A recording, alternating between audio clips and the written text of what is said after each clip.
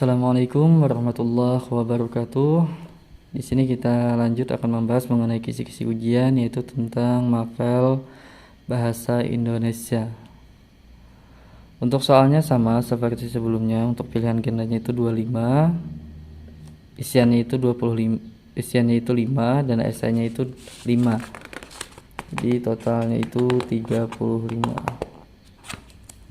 Yang kita bahas mengenai kisi-kisi ini yaitu tentang isian sama esainya saja.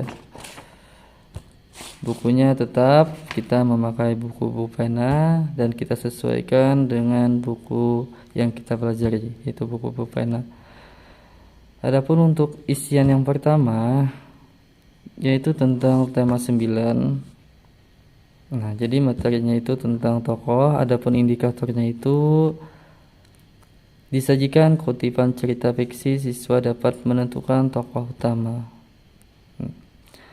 Jadi peserta didik itu atau siswa diminta menentukan tokoh utamanya.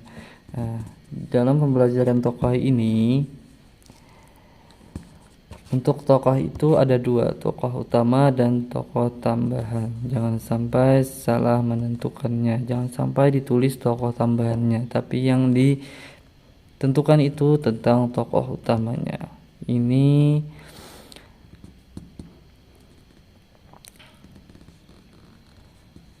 sebelum menentukan tokoh, kalian harus tahu dulu apa sih yang dimaksud dengan tokoh dalam cerita itu. Nah, itu bisa kalian pelajari di halaman 88, 91, dan 116. Ada di tema 9. Coba kita buka di tema 9, 88. Nah, ini menyebutkan tokoh utama dan tokoh tambahan dalam teks fiksi. Nah, di sini kita bisa baca supaya bisa kita menentukan yang mana tokoh utama, yang mana tokoh tambahannya. Dan di halaman 91 di sini juga perlu dibaca, menuliskan tokoh utama dan tokoh tambahan dalam teks fiksi. Dan juga 116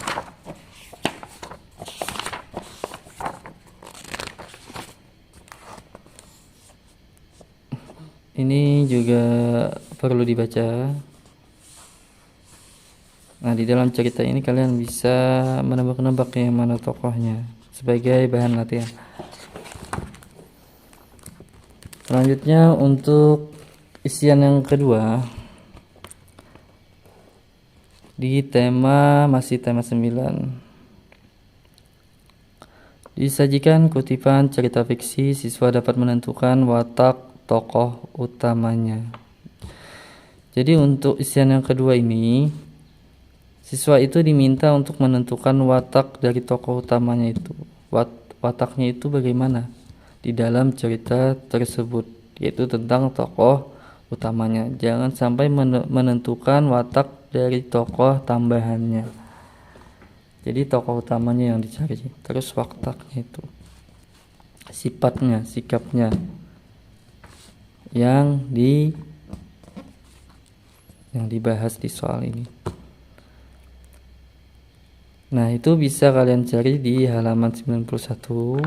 Sama di sini juga, sama ini 91. Jadi kalian membaca ini sekaligus gitu. Ini juga dibaca 88, 116 ini. Selanjutnya menentukan amanat cerita. Menentukan amanat cerita materinya. Masih di tema 9 tentang menentukan amanat cerita. Indikatornya itu disajikan kutipan cerita fiksi, siswa dapat menentukan amanat cerita. Amanat ini yang mengandung pesan dari cerita tersebut. Jadi kalian menentukan pesan dari cerita yang sudah disediakan. Jadi kalian baca dulu teksnya yang sudah disediakan, lalu cari pesan di dalam cerita tersebut. Nah, itu biasanya amanatnya. Nah, bisa kalian pelajari di halaman 98. Coba kita buka, masih di tema 9, halaman 98.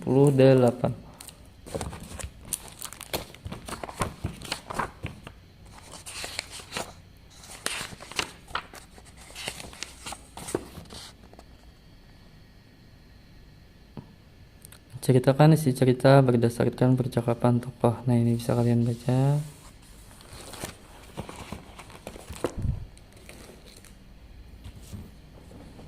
Selanjutnya, menentukan arti kata ungkapan. Masih di tema 9, materinya itu tentang ungkapan-ungkapan. Biasanya dalam cerita itu biasanya banyak mengandung kata-kata ungkapan. Untuk soalnya, disajikan ilustrasi, siswa dapat menentukan arti kata ungkapan yang tepat. Di sini kita diminta untuk menentukan arti kata dari ungkapan yang ada pada teks misalnya. Selanjutnya di esai pertama ini tentang siswa dapat menjawab pertanyaan sesuai isi paragraf. Jadi kalian diminta menjawab pertanyaan sesuai isi dari teks tersebut. Biasanya teksnya disediakan, kalian baca, lalu kalian baca dulu soalnya. Supaya cepat kalian menjawabnya, ini kalian baca dulu soalnya tentang apa, lalu kalian cari di paragraf tersebut jawabannya apa. Biasanya seperti itu. Di tema 1 tentang menjawab pertanyaan bacaan non fiksi. Esainya nomor 1. Biasanya ini mudah aja saja. Insyaallah mudah saja.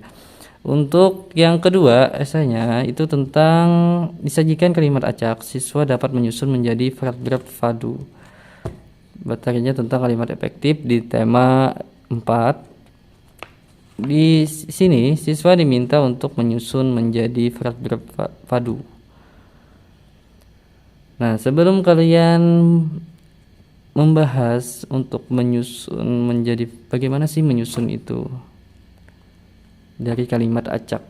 Nah, biasanya yang kalian pahami itu tentang penyusunan kalimat yang benar itu seperti apa. Nah, biasanya itu disebut dengan kalimat efektif. Nah, kalimat efektif itu apa sih? Nah, itu kalian pahami dulu apa yang dimaksud dengan kalimat efektif. Bagaimana susunan kalimat efektif. Nah, kalau kalian memahami tentang kalimat efektif ini, kalian akan mudah menyusun dari kalimat yang diacak. Itu bisa kalian pelajari di halaman 52 di tema 4. Jadi di nomor 2 esai ini biasanya kalimat itu biasanya diacak, disusun yang tidak sesuai fungsinya, tidak sesuai tempatnya. Jadi kalian menyusunnya menjadi kalimat efektif. Selanjutnya, di esai yang ketiga disajikan formulir rumpang. Siswa dapat melengkapi sesuai ilustrasi dengan tepat. Nah, di sini kalian tentang melengkapi formulir. Nah, yang kalian baca itu bisa di halaman 94, 104 dan 107 di tema 5.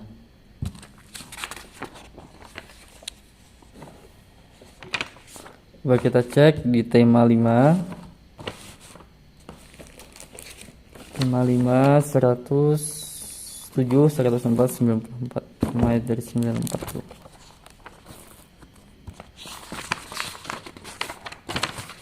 Nah, bisa kalian baca tentang mengenai formulir kegiatan. Kalian pahami dulu apa sih yang dimaksud dengan formulir itu.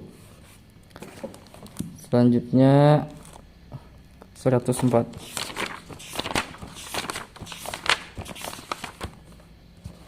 Ini tentang petunjuk mengisi formulirnya. Ini petunjuk-petunjuknya. Kalian baca juga, kalian pahami bagaimana sih mengisinya itu.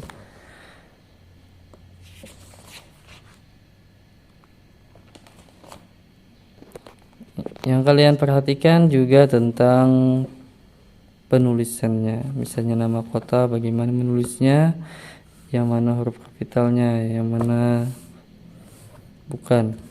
Nama, bagaimana penulisannya. Selanjutnya alamat, bagaimana penulisannya, singkatan-singkatannya itu yang diperhatikan dalam pengisian formulir. 107. Nah ini juga, nah ini kalian baca dan ini sebagai contohnya. Nama lengkap ini, huruf besarnya kalian perhatikan. Menulis tempat, tanggal lahir juga diperhatikan. Alamatnya, penulisan jalannya bagaimana, yang mana aja huruf besarnya itu perlu diperhatikan. Oke. Selanjutnya esai nomor 4 tentang kalimat utama. Biasanya siswa itu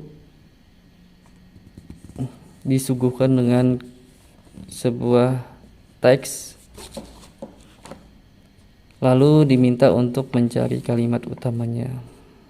Nah, siswa dapat menentukan kalimat utama dengan tepat.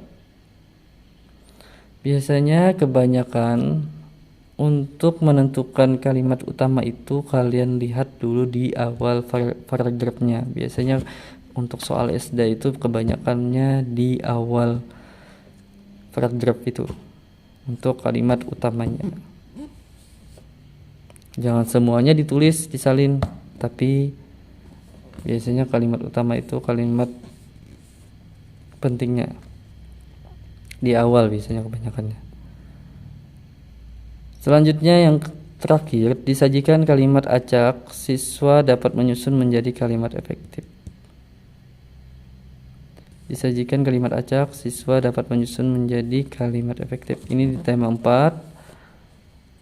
Sama ini, kalian juga disuruh menyusun dari kalimat acak tersebut menjadi kalimat efektif. Kalimat efektifnya kalian pahami dulu supaya memudahkan kalian dalam menyusun kalimat. Itu bisa kalian baca di halaman 52. Sama ini juga 52. Oke, nah itu saja pembahasan kita mengenai kisi-kisi bahasa Indonesia. Kebanyakannya bahasa Indonesia itu soalnya itu berkaitan dengan teks. Jadi jawabannya itu biasanya ada di teks tersebut.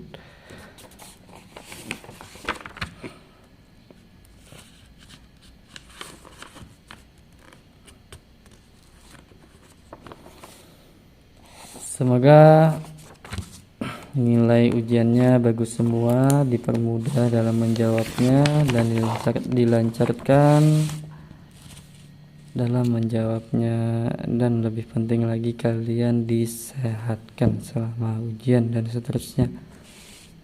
Wassalamualaikum warahmatullahi wabarakatuh.